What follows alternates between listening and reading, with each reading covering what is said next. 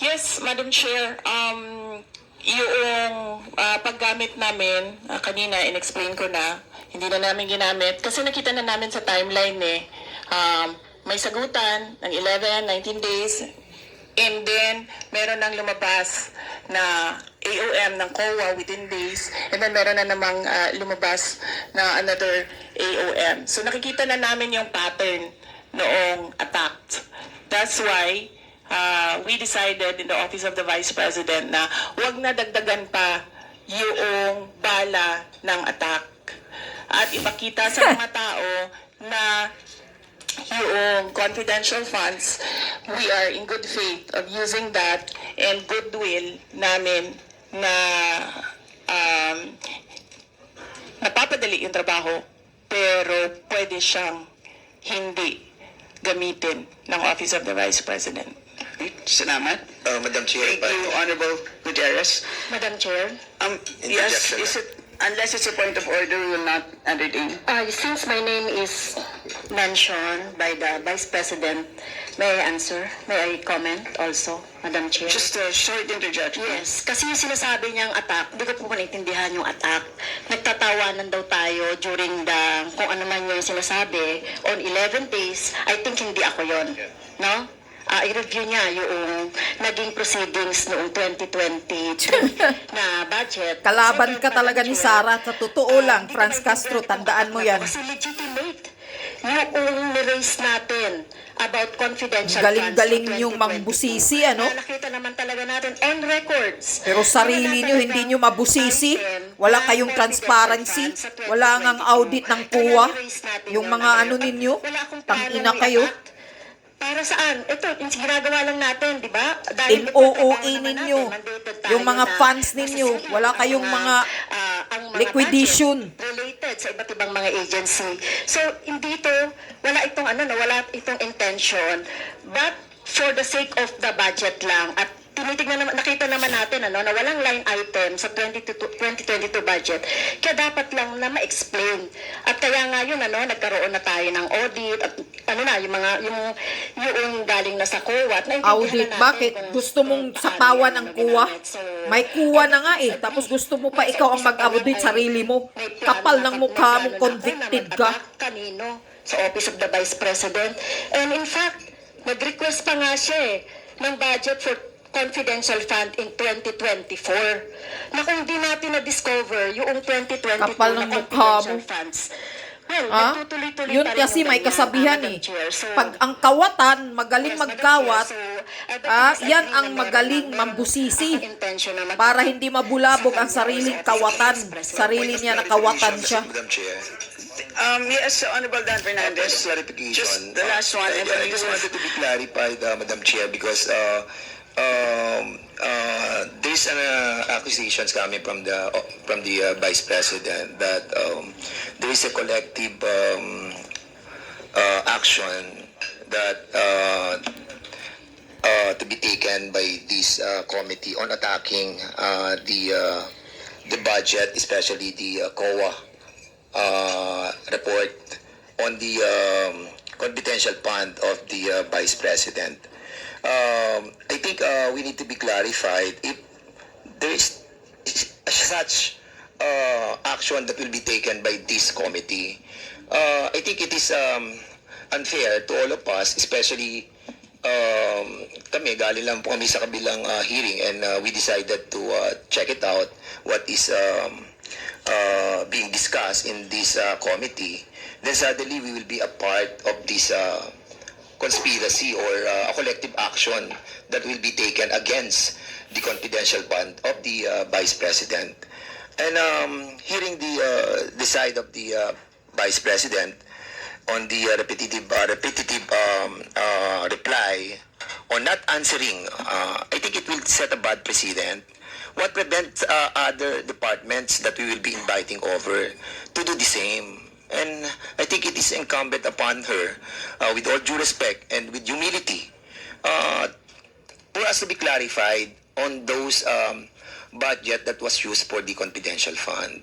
And I think being a part of the accusations that we are part of the collective action to malign her on the confidential fund is something that is out of order.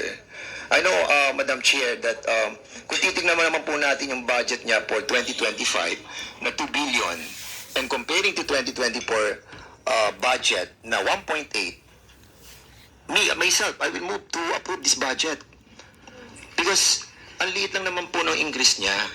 But what hurts me ay yung pong masama po tayo doon sa sinasabi po niya na meron po tayong collective action to malign her. So do you wish to introduce a motion? And ang sinasabi ko lang po sana, I want to be clarified that it is a collective action of this committee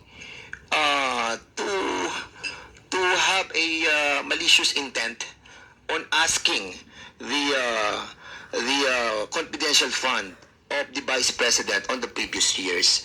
We are doing that in the different committees. Huwag nyo nang gaguhin si Sara. Sus, Diyos ko po. What I'm trying to point out, Madam Chair, Magpakabait pa kayo sa harapan niya. Alam ni Sara mga ginagawa nyo sa likuran niya. this is Huwag nyo na nga siyang utuin. Mas matalino siya sa inyo. Tahimik lang yan. So just to I just clarify, want to be clarified, Madam Chair. absolutely, Ako. we have absolutely no plan, any conspiracy, if I may use that word, to attack. Yes, may conspiracy. Mayroon kayong mga plano na i-impeach siya. Impeach daw si Sara. Diyos ko po. Subukan nyo. Ahensya ng gobyerno. Yun lang po. Yun lang po, maliwanag. May point of clarification, Madam yes po. Chair, if that conspiracy theory of having this a pre-attack on her budget is being conspired by this committee. And if that is so, let me out, Madam Chair. Hindi po ako kasama doon. And I hope that the good Vice President will amend her statement involving everybody for this action taken by this committee, Madam Chair. Would Madam Chair, Vice President wish to? I did not say tumatawa. Gusto niyo ulitin, gusto niyo ipabasa ulit sa secretary kung ano sinabi ko? I did not say tumatawa kayo. Number 2, I did not say attack by the committee. Number 3, I did not say collective action. Sa kanya nang galing yun. I did not say conspiracy theory. Sa kanya nang galing yun. Pabasa niyo ulit kung ano sinabi ko.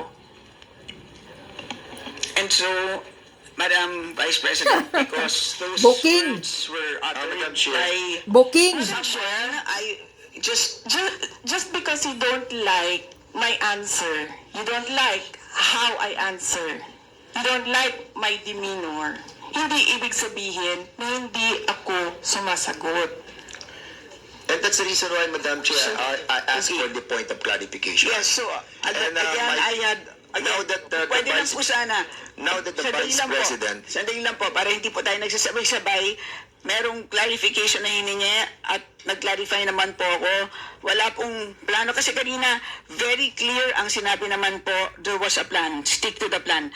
Wala rin po ako natatandaan. I kept saying, let us all stick to the issues, which is the budget.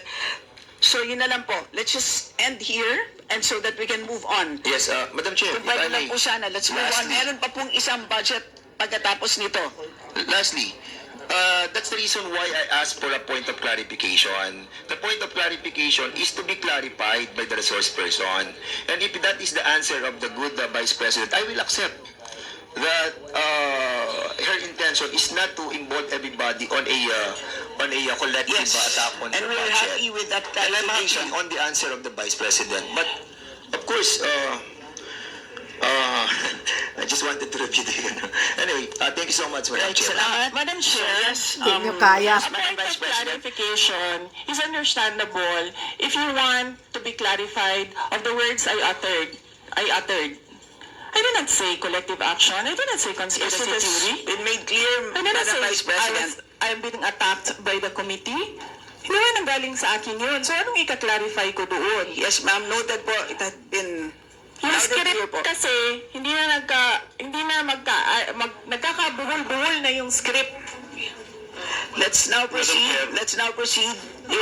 Madam Chair, just an inquiry from this representation. May I ask if this is a budget hearing on the budget of the OVP or is this a committee investigation already?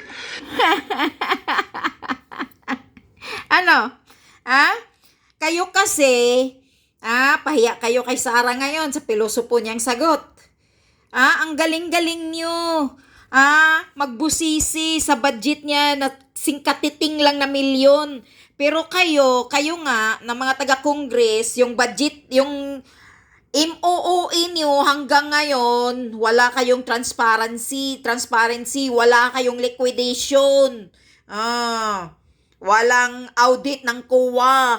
Galing nyo. Huwag nyong busisiin si Sara dahil ang pera na andoon sa kanya ginagamit niya para sa tao, sa mga estudyante o kung sino ba yung tinutulungan niya. Hindi niya binubulsa. Ay, naku, kulang na lang siguro sabihin ni Sara kayo yung mga kawatan dyan. Hindi lang siguro niya matarget kayo. Kaya nagiging pilosopo na lang siya. Kapal ng mga mukha ninyo. At ikaw, Franz Castro, wag mong, wag kang magmamagaling. Gusto mo ikaw maging kuwa? Tangina ka. Ibigay mo muna yung audit ng ano mo. Yung budget mo kung magkano. Lahat ng mga ano ninyo, mga allowances ninyo. Tangina kayo.